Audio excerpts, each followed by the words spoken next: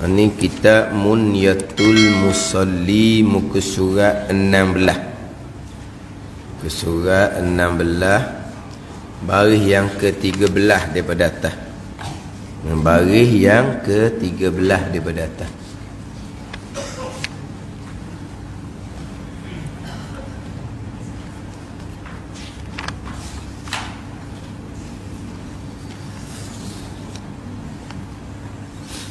Qala al-muallifu rahimahullahu ta'ala wa nafa'ana bi'ulumihi amin. Riwayah daripada Hasan Basri radhiyallahu anhu, riwayat daripada Nabi sallallahu alaihi wasallam bahawasanya bersabda bagi orang yang sembahyang itu. Bersabda ia bersabda Nabi sallallahu alaihi wasallam.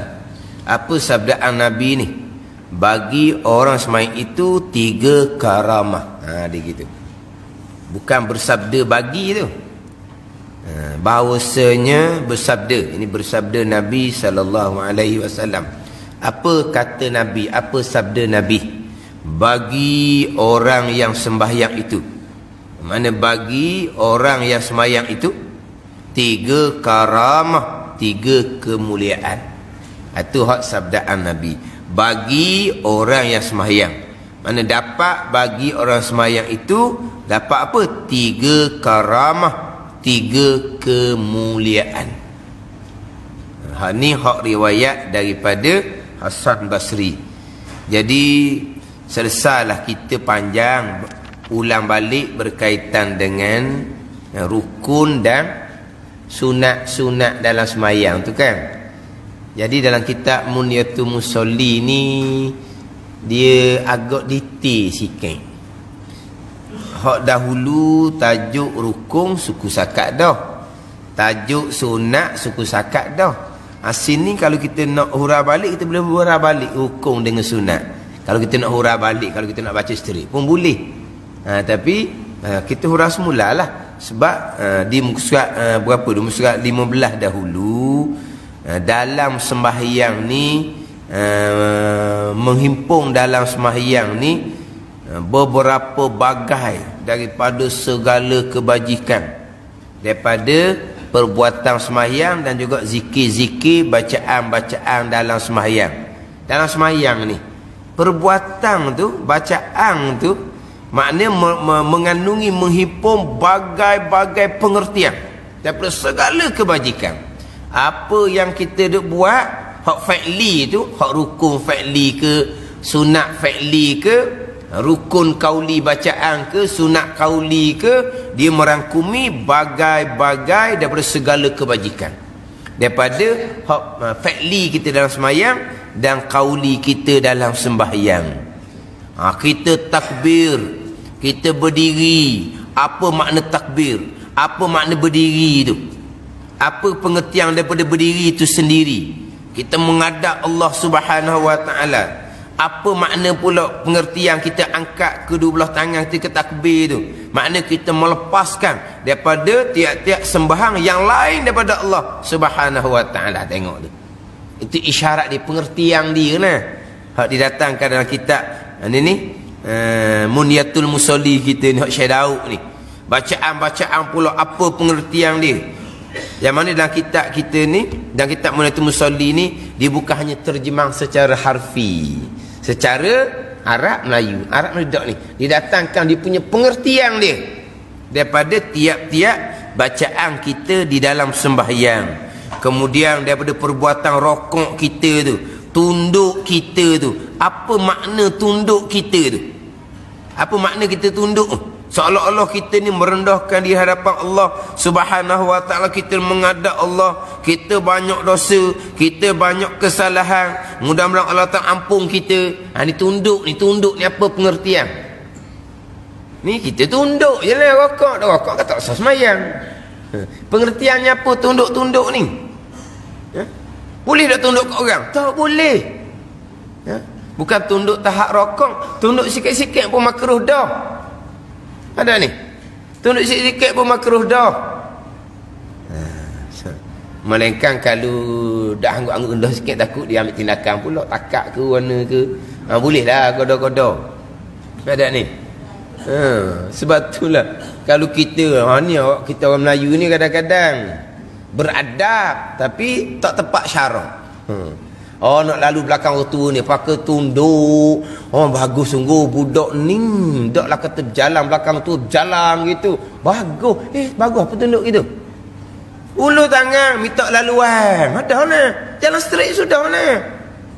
Dok ni tunduk tunduk gitu. Adabnya salah gitu. Dok kerja gitu.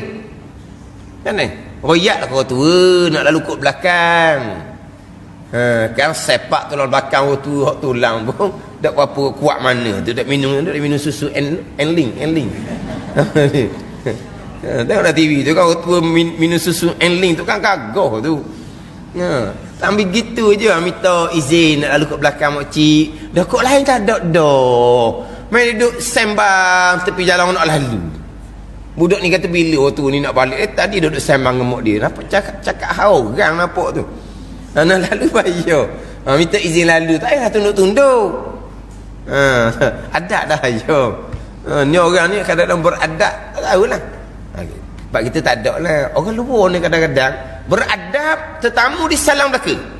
Baru beradab. Tetamu di salam belaka. Tak kira. Hak patai semayang ke tak patai semayang ke, adabnya. Hak orang tua-tua sikit dicium tangan, adab.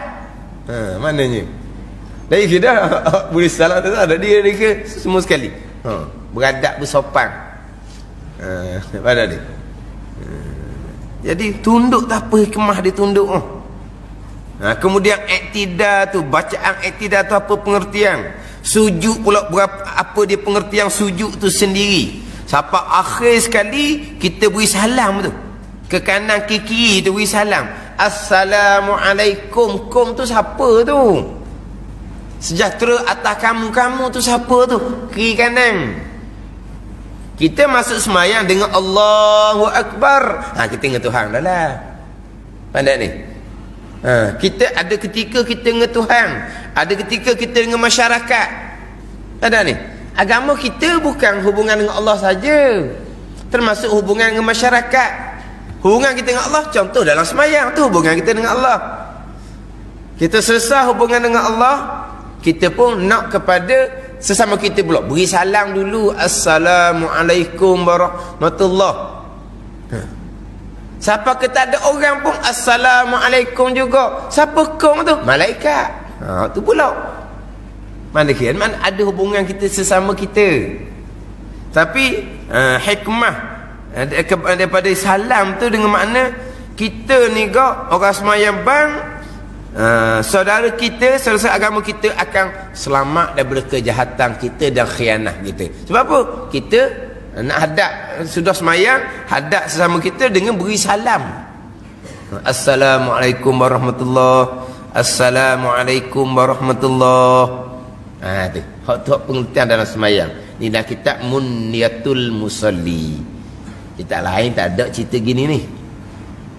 Sebab tu di antara kitab fiqh gok.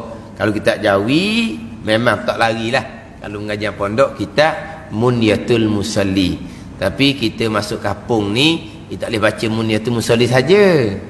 Sebab Munyatul Musalli nak pergi pada kesempurnaan. Nak pergi pada kesempurnaan, hak asas-asas kena lengkap. Dalam kitab Munyatul Musalli dia tidak datangkan tajuk taharah. Tak ada kita ingat dalam kitab Munyatul Musalli tidak ada tajuk taharah. Bicara air tak ada, bicara istinja tak ada, bicara wuduk tayamum tak ada. Bicara berkaitan dengan haid nifas istihadah pun tak ada. Bicara najis dan kaifiah cara menyucikan najis pun tak ada. Balahab taharah adalah syarat utama solat. Taharah adalah syarat utama solat. Besar berkaitan dengan tajuk taharah. Sehingga kan ulama-ulama fiqh, taharah ni adalah bicara sembahyang. Faham tak ni? Sebab taharah adalah syarat bagi sah sembahyang. Makna taharah ni tajuknya tajuk sembahyang lah. Tapi ulama Wak suku ni babut taharah, kitabu ahkamit taharah. Depan boleh kitabus solat. Jadi taharah tajuk suku, as-solah tajuk suku. Tu kadang-kadang orang salah faham tu. Saya nak ngaji bab semayang, bukan nak ngaji bab taharah.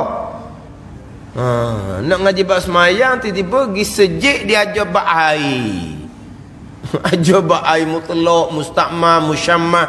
Apa tu? Kita bukan nak ngaji bab air, kita nak ngaji bab semayang. Kita ngaji bab air ni kerana air alat utama untuk bersuci. Bersuci syarat utama solat. Maka bicara air itulah bicara hukum solat. Tapi oleh kerana kita butuh harah tajuk lain, kita butuh tajuk lain, kadang-kadang kita salah faham. Tapi kenapa ulama mutaqaddimun, mutaakhirun, ulama terdahulu dan kemudian, kebanyakan kitab fiqh dia akan asingkan antara kitabut taharah dengan kitabus solat. Sebab ni kena fokus suku ni. Taharah ni panjang bicara. Taharah ni panjang bicara. Kena buat tajuk suku daripada tajuk semayang. Walaupun taharah ni tajuk semayang sebenarnya. Betul kan dalam kitab Jawi, Hidayatus Sibyan, tak Jawi. Dia tidak ada tajuk taharah. Dia tidak ada. Kitab Hidayatus Sibyan dalam 8 muka surat dibicara tauhid. Habis bicara tauhid, dia masuk kitabus solah. Dia tidak ada kitabut taharah. Di bawah tu dia pun cerita tajuk taharah. Tapi tak ada tajuk besar tu taharah. Tajuk besarnya kitabus solah. Apa dia solah? Solah ni bacaan-bacaan, perbuatan-perbuatan yang dimulai dengan takbir, yang diakhiri dengan salam, dengan syarat-syarat sembahyang. Apa dia syarat sembahyang? Ada syarat wajib, ada 5 perkara, ada syarat sah 9 perkara. Ni nak kita ada tu Sibyan. Syarat wajib, syarat sah. Anda kena ngaji molek lah. Kemudian syarat sah yang pertama, suci daripada hadas kecil. Apa dia suci daripada hadas kecil? Dia pun cerita bab wudu apa semua tu. Dia bagi bab taharah, tapi tajuknya kitabus solat. Dia tidak ada tajuk kitabut taharah. Macam juga kitab Fathul Mu'in, kitab Arab.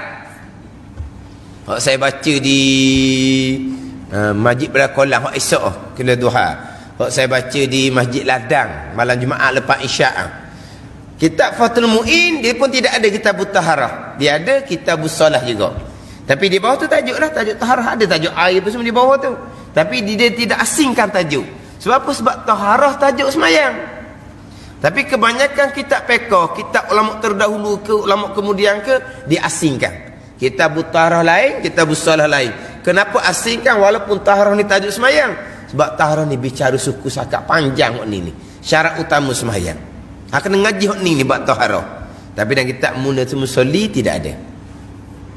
Sebab tu ada orang dia belajar Munatul Musolli habis dia ulang. Habis dia ulang. Sekelamin duk ngaji. Bini dia bab hik nipah tak reti-reti pun. Tok laki nak ajar, kalau tuang darah pun tak reti lah. Tok laki lagi tak reti. Dah tuang darah, tuang hik, tuang nipah pun tak reti. Suami dia lagi gelak gambar.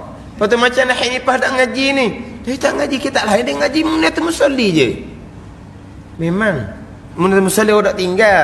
Sebab dia makna cerita kesempurnaan. Tapi tak boleh tak ngaji kita lain. Kita ngaji kita lain pula. Kitab hak comel taharah, kitab Wisyahul Afrah. Hak karangan Syekh Muhammad bin Ismail. Syekh Muhammad bin Ismail cucu saudara pada Syekh Daud Munatul Musolli ni. Anak-anak dia belaka. Syekh Daud pula, kalau nak bicara taharah kena cari kitab lain. Kitab Burutut Tulab. Tebal tu Burutut Tulab. Kitab Buriyah tu. Tu Syekh Daud. Tu boleh ngaji bab air. Ngaji bab air panjang situ cerita bab air. Air ada 2 lopok. Ni selopok, ni selopok. Dua lopok ni tak ke apa? Lopok dah. Ke mana? 2 takungan ke apa? 2 lopok air ni. Ni selopok, ni selopok. Dua-dua ni kalau asing-asing tak cukup 2 kolok. Lepas tu 2 ni duduk dekat-dekat. Lepas tu ada tengah tu saluran. Ada saliran. Ada tengah tu. Kita nak kira 2 dengan 2 ni capur ni ke mana? Kocok ni gerak. Baru boleh capur sekali, baru panggil sekali. Dia kira begitu benar. Ba'ai dan kitab Buriyah, kitab hak Syekh Daud. Oh, cerita bab air kat panjang lebar situ. Cerita bab haid nifas, istihadah 7%. 7 jenis istihadah. Bicara kitab Bughiyah. Tu boleh ngaji sungguh tu. Pindah mata. Pindah mata. Ngaji detail sangat kau. Kadang-kadang pindah mata kau. Sebab istihadah ni kebanyakan orang tak ada, jarang-jarang. Hak jarang-jarang ni kena ngaji hak bab ni. Orang-orang hak tak ada hit dia. Jalan macam biasa, ngaji bukan hak masalah dia peninglah dianya. Tapi dan Bughiyah panjang cerita. Hatta syadau bab taharah. Munatul musolli dia karang kaedah lain pula. Mana kitab syadau ni bukan hanya Munatul musolli. Kitab syadau ni mana bab taharah Bughiyah memang detail. Memang panjang sangat-sangat. Lengkap tapi ke gitulah. Kita sebut air lopok pun kita ni tanya bab air pun tak berkenal. Lopok-lopok ni kalau kita gak sawah padi.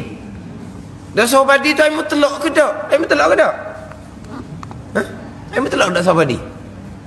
Air sawah padi tu air mutlak ke tak? Mutlak apa busuk bangor dia kata. Busuk bangor. Tu dak kacau lagi tu, kalau kacau masuk kaki dalam tu kok naik dia punya tu. Oh, lagilah busuk dia kata. Mutlak apa? Dak kena air. Air mutlak lah tu. Dah busuk dengan apa? Najis tak ada. Busuk kerana tempat duduk di situ. Mutlak walaupun busuk setara mana pun. Lepas tu kalau kita pijak kok naik dia punya lumpur, mutlak juga sebab lumpur tu dah naik elok dah daripada air tu. Hukum air mutlak. Lepas tu kita nak pakat, tak mau pakat tu hak kita. Takkan air sawah nak buh muka. Air muka tu air napih nak buh mukanya. Air minum tu buh muka nak kalau buh air sawah. Kodih yang mukanya. Cuma air mutlak ke tak? Air mutlak lah.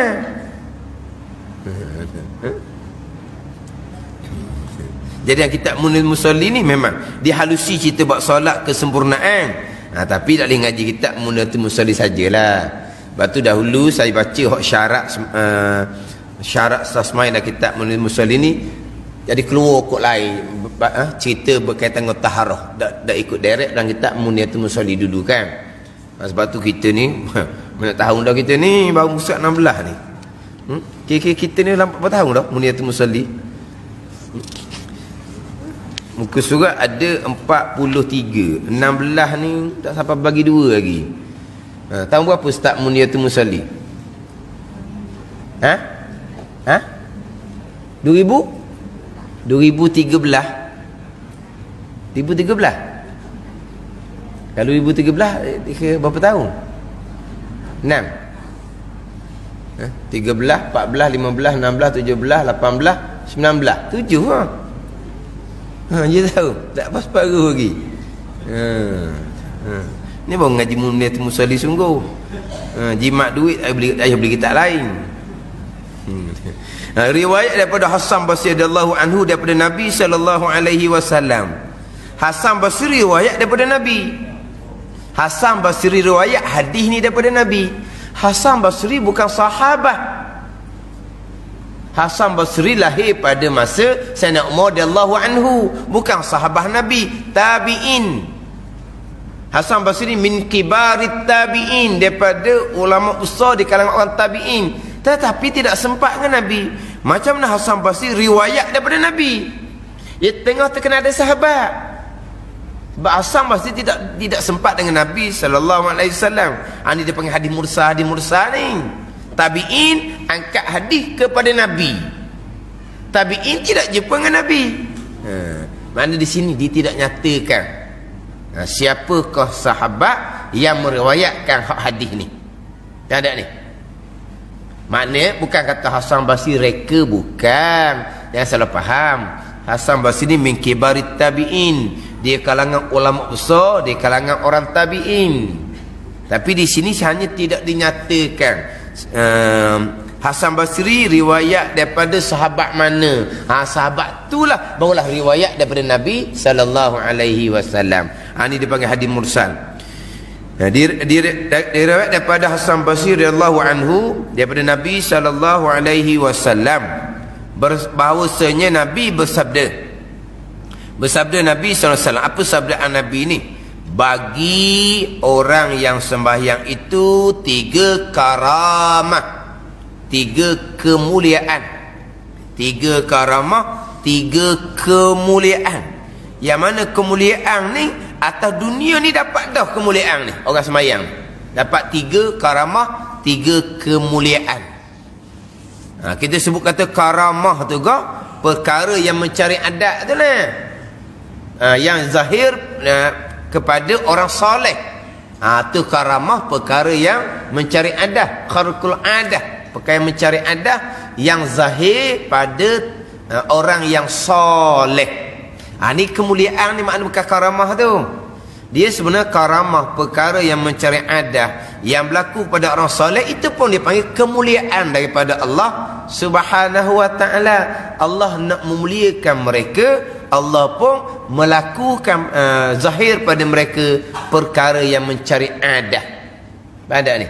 Tetapi perkara yang mencari adah, perkara yang berlaku sebagaimana adah, kesemuanya keesaan pada perbuatan Allah belaka. Sama juga sebut kata mukjizat. Mukjizat dalam kitab dikata mukjizat zahir pada seseorang rasul. Zahir di tangan seseorang rasul. Zahir saja, bukan rasul yang buat. Bukan kata tongkat Nabi Musa yang bekas. Tidak. Semua yang berlaku perbuatan Allah. Lepas tu dia kata karamah zahir pada orang soleh. Mukjizat zahir pada tangan para rasul. Tu zahir saja. Yang berlaku semuanya perbuatan Allah. Karamah makna kemuliaan yang Tuhan kurniakan kepada orang-orang yang soleh. Tapi sini karamah ni bukan karamah tu ni, bukan mencari adah. Jadi orang sembahyang Nabi kata dia akan dapat 3 karamah, 3 kemuliaan. Mana pertama daripada 3 kemuliaan. Orang sembahyang sebenar lah ni, sembahyang yang sebenar.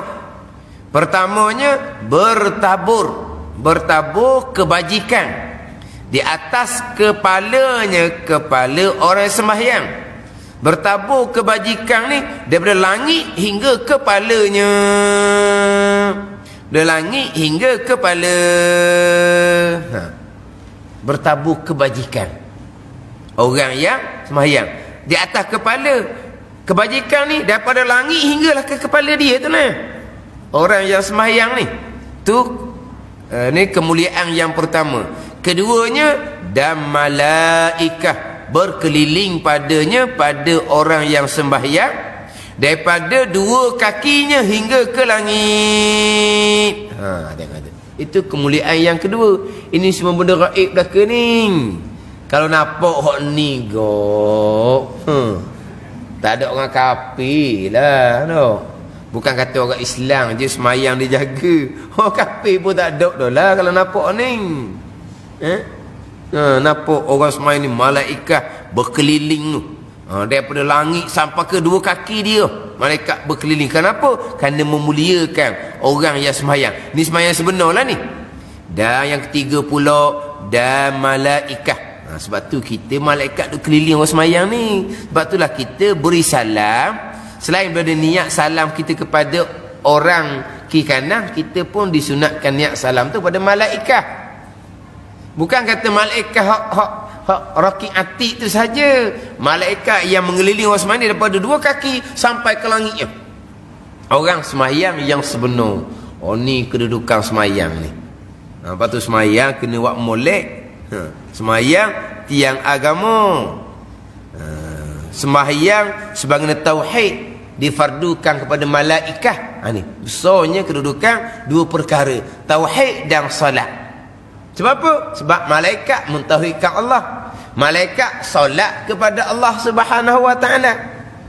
Kalau adalah perkara yang lebih besar dari tauhid dan solat, nescaya Nabi kata akan difardukan ke atas malaikat. Tidak ada. Kepada malaikat 2 je, tauhid dan solat. Tauhid dan solat. Malaikat hok rokok, hok sujud. Tapi tak sama dengan solat kita. Solat kita ni perbuatan malaikat 7 langit. solat kita ni perbuatan malaikat 7 langit. Malaikat satu langit itu kalau hok berdiri tak rokok dah. Kalau hok rokok lah tak berdiri dah. Kita hak perbuatan malaikat 7 langit kesemuanya terkandung dalam 1 rakaat solat kita. Sebab itulah orang yang solat akan diberi karamah, kemuliaan daripada Allah Subhanahu wa taala. Kemuliaan pertamanya bertabur kebajikan di atas kepalanya. Kebajikan itu daripada langit. Kemudian yang keduanya, malaikat akan berkeliling daripada 2 kaki hinggalah ke langit kerana memuliakan orang yang bersembahyang. Ketiga, dan malaikat menyeru ia dengan katanya, jikalau mengetahui oleh hamba satu orang yang ia munajat dengan dia, nescaya tiada berpaling daripada semayang. Kalau tahu sungguh kedudukan semayang ni bermunajat dengan Allah Subhanahu wa taala, tidak akan berpaling daripada semayang. Tak berpaling macam mana? Selain daripada tak mau berhenti semayang, ataupun tidak berpaling hati kita kepada yang lain ketika kita berada dalam sembahyang. Kalau betul-betul kita tahu kedudukan sembahyang kita menghadap bermunajat dengan Allah Subhanahu wa taala, tapi kita jenis orang lalam menghadap Allah, bermunajah dengan Allah, tapi kita buat Allah ni tidak mengetahui apa yang ada dalam hati kita. Hati kita gerata-geriti. Bayangkan, dengan orang bolehlah kita duduk senyap depan dia, tapi kita tak fokus pun ke dia, layang tengok dia pun bosan dah, hati tetap lain, bolehlah. Baik dah sedalam hati kita senyum dia cukup. Dia suka dah kitanya, hati kita bosan. Baik dalam hati, tapi kita menghadap Allah, bermunajat dengan Allah, tapi kita buat Allah ni macam sesama kita. Hati kita rata-reti. Macam biasa saya sebut lah, tu guru sebut, kalau orang lelaki dia kata sudah semayang, siap dah kerja kebun, dia kata. Kalau orang puang sudah semayang, siap dah masuk dapur. Tu gaji macam gitu. Orang lelaki sudah semayang, siap dah nyaku kebun. Orang puang sudah semayang, siap masuk dapur. Mana banyaknya kerja hati kita dalam semayang. Jadi kita menghadap Allah, bermunajat dengan Allah. Kita tak tahu ke? Tuhan mengetahui. Memang tu pegangan kita. Tapi kita orang yang hati lala, tak tahu berkaitan dengan kelebihan yang ada di dalam sembahyang. Wallahu a'lam. Bismillahirrahmanirrahim. Alhamdulillahirabbil alamin, wassalatu wassalamu ala sayyidil mursalin wa ala alihi washabbihi ajma'in. Allahumma iftah alaina futuhal arifin, Allahumma allimna ilma akdamin, wa fahimna famas sabiqin, warzuqna ruqat talibin. Allahumma zidna ilma wa alhiqna bis salihin. Wa sallallahu ala sayyidina Muhammadin wa ala alihi wa sahbihi wa sallam, walhamdulillahi rabbil alamin.